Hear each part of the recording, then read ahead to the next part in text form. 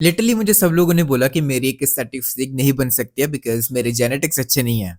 But अब सब कुछ तुम्हारे सामने ही है। तो जब मुझे जिम जाते हुए 2-3 साल हो गए थे, मैं तब कुछ ऐसा दिखता था। बट द प्रॉब्लम वाज कि मुझे मेरी कभी बैक ही नहीं फील हुई। जब वो विंग पोज नहीं होता, जब हम ऐसे करते हैं तो हमारे लैट्स यहाँ से निकलते हैं, वो मेरे निकलते ही नहीं थे। एंड मैं जब दूसरों को देखता था, उनको सिर्फ 6-8 महीने हुए होते थे एंड उनके विंग्स मेरे से ज्यादा निकल आते थे। तो मुझे तब समझ में आ गया था कि मेरे जेनेटिक्स की वजह से कुछ ना कुछ तो प्रॉब्लम हो रही है, कि मेरी जेनेटिक्स की वजह से ही मेरी जो वाइड लुक है, एक एस्थेटिक लुक है, वो नहीं आ पा रही है। बट देन मैंने कुछ ऐसे चेंजेस किए जिसने लिटरली मेरे जेनेटिक्स को ही बीट कर दिया। सो फर्स्ट पॉइंट है identify your week muscles. So mostly लोगों को पता ही नहीं होता कि उनके वीकेस्ट मसल कौन से हैं। तो मुझे साफ साफ पता था कि मेरे वीकेस्ट मसल कौन से, मुझे साफ साफ दिख रहा था, विच वाज मेरे लैट्स और मेरे shoulders. And as you know कि जो सबसे ज्यादा एस्थेटिक लुक देते हैं एक फिजिक को, वो शोल्डर्स एंड बैक ही होती है।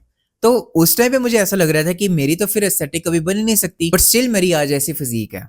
तो मैं वो तुम्हें वही बताने वाला हूँ कि मैंने क्या किया। मेरे को वीक मसल्स मैंने आइडेंटिफाई किए and then literally spammed those exercises जो मेरी वीकेस्ट मसल को टारगेट करते हैं। अब तुम्हें मैं ये नहीं कह रहा हूँ कि तुम्हें 5-6 एक्सरसाइजेस करने की जरूरत है, ना ही मैंने भी नहीं वो किया, ना ही तुम्हें कोई फैंसी एक्सरसाइजेस करने की जरूरत है जहां पे तुम्हारी टांग उल्टी हो रही है या फिर आर्म पीछे को जा रही है, व्हाटएवर। तुम्हें सिर्फ एक चीज चाहिए, विच इज लेजर फोकस, और वो भी सिर्फ एक एक्सरसाइज में। तो अगर मैं अपना बताऊं, जब मुझे मेरी बैक फील नहीं होती थी, मैंने बस सिर्फ एक चीज की, मैंने अपनी आईज क्लोज की एंड जो भी मैं कर रहा था ना उसको फील किया। फॉर एग्जाम्पल, जब भी हम कोई भी अपनी बॉडी मूवमेंट करते हैं तो कोई ना कोई मसल हमारा हिट होता है, बट हमें फील नहीं होता बिकॉज हम उस पर ध्यान नहीं लगाते हैं। तो जब मैं ऐसे लैट पुल डाउन लगा रहा था, मैंने आईज क्लोज की और मैंने देखा कि आ कहां पे रहा है पेन, मैं देखूं तो सही, मुझे पता तो चले कि मेरा कौन सा मसल वर्क हो रहा है। तो जब मैंने ये चीज की, तब मुझे मेरी बैक फील होना उसी टाइम ही, लिटरली उसी सेकंड ही स्टार्ट होगी फील होना। And this is how easier it is to feel your weakest muscle, जो तुम्हें फील भी नहीं होता। Just close your eyes and feel कि जो भी मूवमेंट तुम कर रहे हो वो वहां कहां पे पेन आ रहा है वो। तो काफी लोग कमेंट्स में मेरे स्पेसिफिक क्वेश्चंस पूछ रहे थे एंड मेरे लिए ये इम्पॉसिबल है कि मैं हर क्वेश्चंस की एक वीडियो बना सकूं। तो इसलिए मैंने 1-on-1 कोचिंग स्टार्ट की है, जहां पे मैं तुम्हें 1-on-1 पर्सनली बताऊंगा कि तुम अपनी एक एस्थेटिक फिजिक तक कैसे पहुंच सकते हो। तो अगर तुम इंटरेस्टेड हो, डिस्क्रिप्शन में तुम्हें लिंक मिल जाएगा। एंड मैंने मेक श्योर किया कि जो भी मैं एक्सरसाइजेस लगा रहा हूँ वो मैंने ट्रेन टिल फेलियर की है। बिकॉज जब तुम ट्रेन टिल फेलियर करना सीख जाओगे, तुम्हें ना ही 5-5 एक्सरसाइजेस की जरूरत है एंड ना ही 8-8 सेट लगाने की जरूरत है, 4-4 सेट लगाने की जरूरत है पर एक्सरसाइजेस। तुम्हें सिर्फ 2-3 सेट की नीड होगी पर एक्सरसाइज। ऑब्वियसली तुम्हें तुम्हारा मसल फील करने के लिए तुम्हारी जो फॉर्म है उस एक्सरसाइजेस की, वो ठीक होनी चाहिए, तभी तुम्हारा मसल जो है तुम्हें फील होगा। एंड वही मैं अपने कोर्स में भी शेयर किया ही हूँ कि हर एक मसल पार्ट की परफेक्ट फॉर्म कौन सी है। तो अगर तुम इंटरेस्टेड हो, लिंक तुम्हें डिस्क्रिप्शन में मिल जाएगा। बट द थिंग इज, तुम्हें तुम्हारा जो वीकेस्ट मसल है वो पता होना चाहिए, तुम्हें आइडेंटिफाई किया होना चाहिए। बट जो मेरा अगला पॉइंट है, अगर तुम उसे मिस कर देते हो देन भूल जाओ कि तुम्हारी एक एस्थेटिक बॉडी बनेगी। तो point number 2 is you are not training hard enough. तुम्हें ऐसा लग सकता है कि तुम्हारी जेनेटिक्स टट्टी है, तुम्हें ऐसा लग सकता है कि तुम्हारे पापा की गलती है, तुम्हारे परदादा की गलती है कि तुम्हारे जेनेटिक्स ऐसे हैं। तुम ब्लेम करने को पूरी दुनिया पे ब्लेम कर सकते हो, but the thing is you are not working hard enough yet. तुम अभी उतनी मेहनत नहीं कर रहे हो जिसकी वजह से तुम्हें रिजल्ट्स नहीं दिख रहे हैं। तुम्हें अभी नॉलेज प्रॉपर नहीं है कि डाइट क्या लेनी चाहिए, एक्सरसाइज क्या करनी चाहिए, किस फॉर्म के साथ करनी चाहिए, अभी तुम्हें नहीं पता है। अभी तुम्हें लिटरली 6 महीने हुए हैं, 8 महीने हुए हैं। तो तुम क्या जेनेटिक्स को ब्लेम कर रहे हो? अभी तो तुम्हारे जेनेटिक्स निकल के ही नहीं आए हैं। अभी तुम्हारी बॉडी जो है वो फॉर्म ही नहीं हुई है, तुम्हारी बॉडी शेप में नहीं आई है।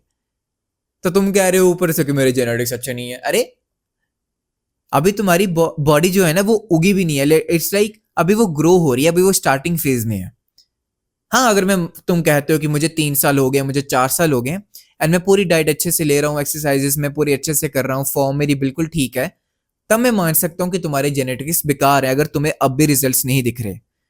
बट अगर तुम्हें अभी 6 मंथ हुए हैं, 4 मंथ हुए हैं, 1 साल भी मैं काउंट कर सकता हूं, तो तब कौन से जेनेटिक्स को ब्लेम कर रहे हो तुम? किसने 1 साल में बनाई है naturally?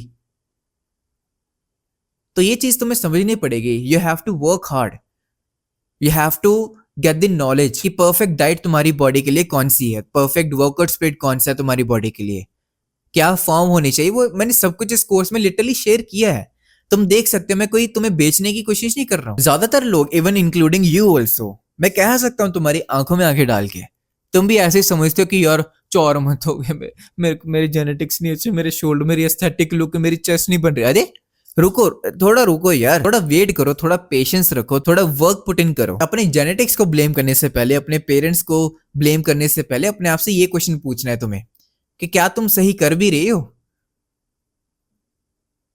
Ask yourself this question कि तुम सब कुछ ठीक कर रहे हो, तुम अच्छा खाना खा रहे हो, अच्छी एक्सरसाइज कर रहे हो, या फिर सिर्फ तुम्हें लग रहा है। अभी मैं थोड़ी देर पहले ही जिम से होके आया हूँ, एंड एक वहां पे बंदा था लिटरली रोप पकड़ के पता नहीं क्या ऐसे ऐसे कर रहा है अपनी तरफ से। आई थिंक वो फेस पुल लगाने की कोशिश कर रहा है अपने रेड डेल्ट के लिए, बट उसको तो ऐसा लग रहा है ना कि वो डेली आ रहा है, वो मेहनत कर रहा है, उसका कुछ ना कुछ तो पार्ट ट्रेन हो ही रहा था ना ऐसे ऐसे करके। हाँ, अगर मुझे दिखता कि वो फंक्शनल एक्सरसाइजेस कर रहा है तब तो बिल्कुल ठीक था, कुछ ना कुछ फंक्शनल एक्सरसाइजेस हो रही है, बट वो शोल्डर ट्रेन कर रहा था, तो उसको तो ये लग रहा है ना कि वो मेहनत कर रहा है। तो यही चीज तुम्हें समझनी है कि तुम एक्चुअल में सही कर भी रही हो या फिर तुम्हें ऐसा लग रहा है कि तुम सही कर रहे हो। तो काफी अवेयरनेस चाहिए अपनी गलतियों को देखने के लिए, बिकॉज हमें अपनी गलतियां नहीं दिखती, दूसरों की गलतियां हमें फटाफट दिख जाती हैं। तो ये थोड़ा ध्यान रखना अपने चीजों का कि तुम अपने डे में कर क्या रही हो। लास्ट बट नॉट लीस्ट, जो थर्ड पॉइंट है ना, उसको जरूर सुन के जाना, विच इज मसल इम्बैलेंस। तुम अपने जेनेटिक्स को जितना मर्जी ब्लेम कर लो, तुम अपनी डाइट को ओवरथिंक कर लो, तुम अपने एक्सरसाइजेस को ओवरथिंक कर लो, but because of your bad form तुम्हारे जो मसल इम्बैलेंस है वो हो चुका है। तुम अगर ऐसे डबल बाइसेप करके देखो, लिटरली अभी करके देखो, ऐसे डबल बाइसेप करो, तुम्हें अपना राइट बाइसेप स्ट्रांग लगेगा एंड लेफ्ट बाइसेप वीक लगेगा। राइट बाइसेप तुम्हारा बड़ा होगा, डेफिनेशन अच्छी होगी, बट जो लेफ्ट होने वाला है उसकी जो डेफिनेशन है वो होगी ही नहीं इतनी, बट फिर भी तुम करोगे अपने जेनेटिक्स को ब्लेम। तुम समझ रहे हो? जस्ट बिकॉज तुम्हें फॉर्म जो है वो गलत हैबिट पड़ चुकी है, तुम्हारा मसल इम्बैलेंस हो चुका है। अगर मैं अपनी बात करूं, जो मेरा लेफ्ट हैंड है वो काफी स्ट्रांग है राइट हैंड से, बिकॉज मैं लेफ्ट हैंडेड हूं। तो मुझे लिटरली जब मैं डंबल चेस्ट प्रेस कर रहा होता हूं ना, मुझे हैबिट है कि जो मेरा लेफ्ट हैंड है वो तो बिल्कुल सीधा रहता है, बट जो मेरा राइट हैंड है ना, वो रिस्ट ऐसी हो जाती है ऐसे, और मेरे को स्टार्टिंग से ही मैं ऐसे कर रहा हूँ और मुझे अभी भी यही आदत पड़ चुकी है। तो अगर मुझे हैवी डंबल चेस्ट प्रेस लगानी है ना, तो मेरा रिस्ट ऐसे होने ही वाला है। तो देखो कितनी गलत फॉर्म है ये लगाने की, बिकॉज स्टार्टिंग से ही हैबिट हमने अपनी ठीक करनी होती है फॉर्म की।